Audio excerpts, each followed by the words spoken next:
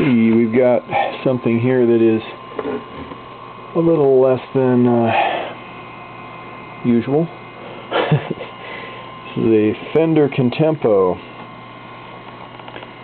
and as you can see, I've got my tuner setting there.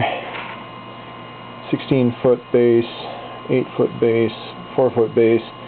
Then each of these are a booster that has a kill to ground through resistance, so it simulates a drawbar. You know, basically it just has 3 switches for it instead of a drawbar. And so yeah, you've got your diaphone, a string bass. Still kind of noisy. I put some caps on there. I don't think the power supply is still doing what it's supposed to. I think we're getting regulation or something. It killed it a lot when I put some supplementary capacitance on it. Still pretty noisy though. But anyway, you've got switches here that control 16/8, 5 1/3 footage, and 4 on the top part. And then you've got a solo timbral filter and a vibrato, which I got some dirty contacts still. And this is a Pratt Reed keyboard, but it's very hard to get up. The screws are underneath on this board. I guess I could pull the whole board out and just, you know, it's just a big job, and I'm seeing if they'll clean up by just using them here, but a little RV goop probably there. The boards are quite unique. Now you'll notice something I'm going to show you here. These things, some brilliant person poured stuff down them again. Love it when that happens. And so you can't turn any of them without cracking the stuff. You'd probably have to heat them up with something. It's just not right. Anyway, fortunately they're all tuned high, and so it's really simple to just lay a little RV goop down there, and we've got the C dead on, C sharp dead on, D dead on. They're staying nice and stable. E flat. The E flat has crept up a bit. Now, why did I not do the E flat yet, or was I? I'll have to check it. Okay, D sharp is where. Anyway, E's on. F is way high because we haven't done it yet. And that's what I'm going to show you here. And then G flat crept up a hair. So G's right on, A flat's right on, right on, right on, right on. That's right there. A little sharp, so I need to stuff that thing down a little more. Better. Kind of slipped a little bit on that one, I guess. I didn't let the goop dry enough before I let it go its own way. Just one notch too high on that one. Still flexible enough to move it, I think. I mean, I can always tear it off. It's a nice thing about RV goop. Oh, there we go. Perfect. So stay there. So I can take another staple here. I'm just using some old staples, and I will fold it into a shape that we can use to go down in there. So now we'll take and put that in the F. That won't be enough, so I'll have to bend it some more. Resting perspective there. Okay, I'm going to just bend this thing down, like double it over. I think that'll make it work okay. Try that.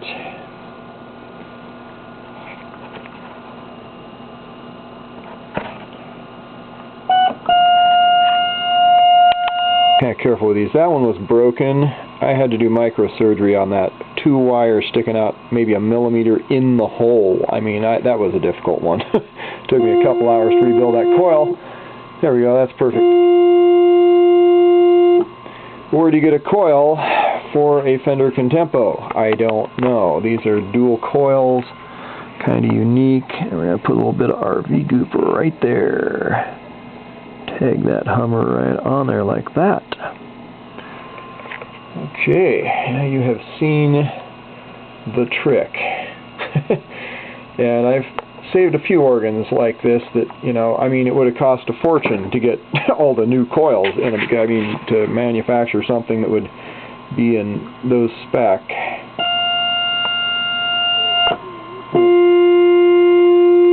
Dead on. Okay, so that's all there is to it.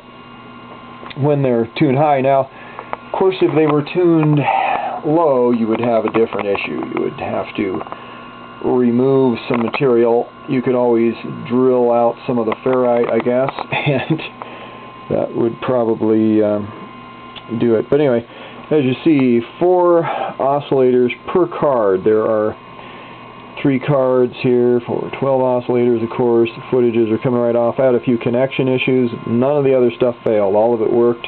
This one was cracked. Somebody had already wired under there to get rid of the missing trace that fell out when that material came out.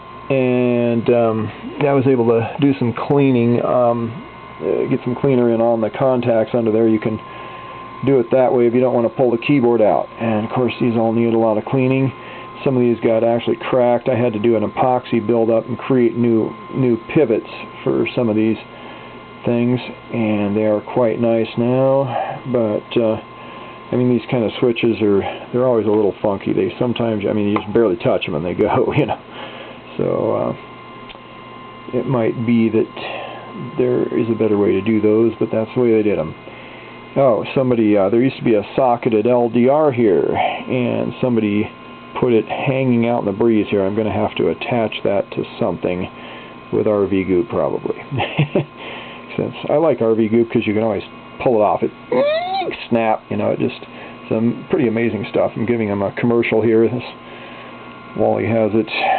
RV goop adhesive. And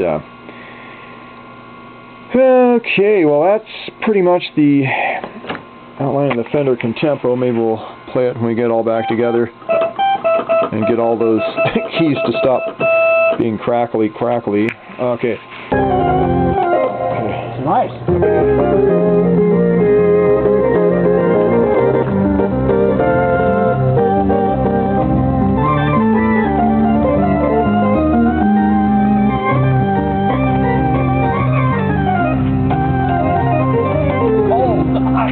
Yeah, cold. You want to talk about cold, Sonny? What? You want to talk about cold? Well, you're playing in a Montana bar. You get this, yes. See how you can play through that, yeah.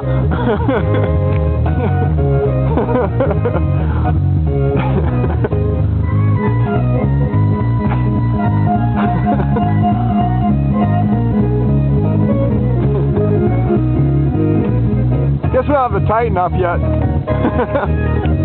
Don't have these tight enough. We gotta tighten these some more. Oh yeah? We just put the stand together. I retroed a cross member. It's actually very strong. One of them is busted off, but it really doesn't need both of them unless you're gonna lay on it, I guess. But somebody can weld that back on if they want to.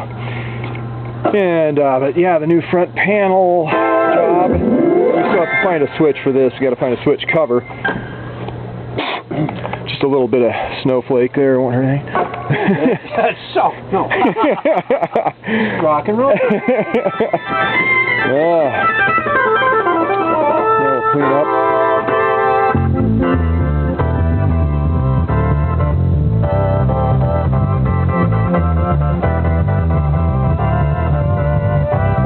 Alright, it is cold, Mike. Yeah. Sounds cool. It's really got a great sound. I like the very thunderous kind of presence.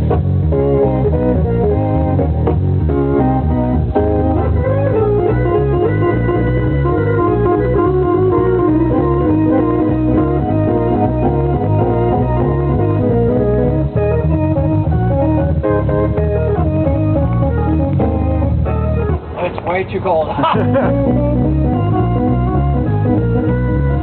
Yeah, Montana musicians, we gotta learn to cope with it. Be playing in parks here in a few weeks. It's a bit chilly out here.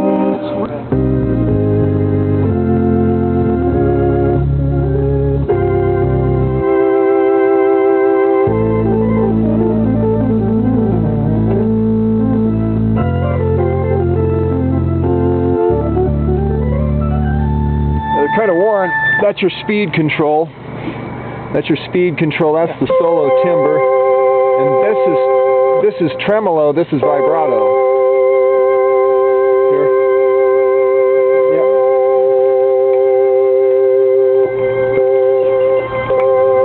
It's tough to see those. Somebody flipped them a lot, I guess.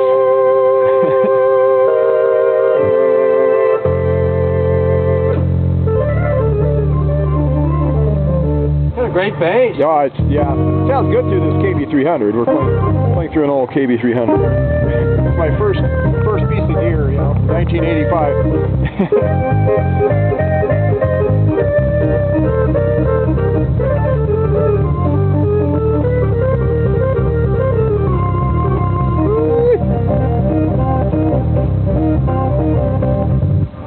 Yeah, very nice. Oh well, yeah, good enough demo. Yeah, that's beauty. Beauty, I really like the sound of it. I think the Star Master has some kind of similar character to it. Check that out. What's that? Oh, it's a dog. I thought it was coming out of the organ. I'm like, wow, cool, it's got sound effects on it even. I wonder if it has General MIDI from 19... Where is it coming from? This is a really quality machine, Bob. Yeah, it is. I think it's amazing. Yeah. It's really nice. Built well. I wonder why Fender doesn't go back into the business. Yeah. Instead, they have all these third-party companies building Fender Rhodes pianos. Now Wurlitzer is being made by somebody else. Yeah. Well, we're trying to make sure every American company has an unparalleled challenge in producing something, because we all have worked too hard. We worked too long. First, we had slaves, and then that was our first mistake. And then we worked hard to make up for the slavery, and now we wore ourselves out. So we just need a rest for a long time. And let companies that countries that have slaves take us over and enslave us again. Wait a minute, that doesn't work out. Okay.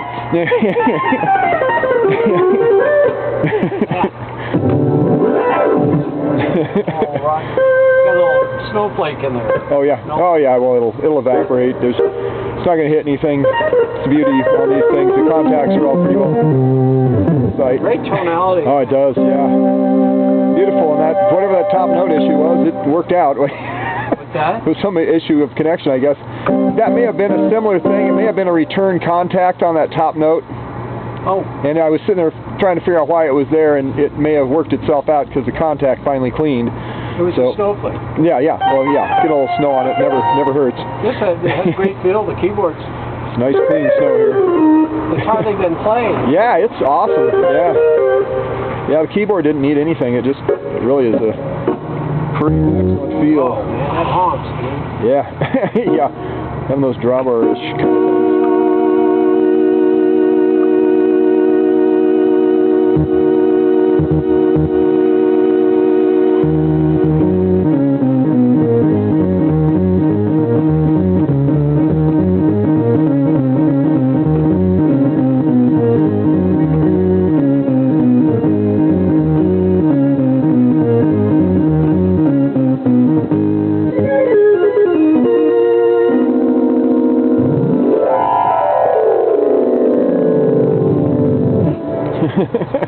Yeah, really nice. All right, cool. Well, the Fender Contempo without a top label, we could find that. It got put in a box somewhere. Somebody pawned the Anybody the sees label. that laying in the street somewhere between here and Tucson, please let us know. San Diego. Oh, this one didn't come from. No, the other one was San Diego. The one we just worked on. Yeah. The other dual continental, super continentalicious fractal. This one has almost all the knobs. We just have to put one on. So we're going to swap one on from the other machine and have all the original knobs on this beauty. This one is all original covering, and this top has one cigarette burn there. Anyway, yeah, this one's not even plugged in right now, but it is ready to go.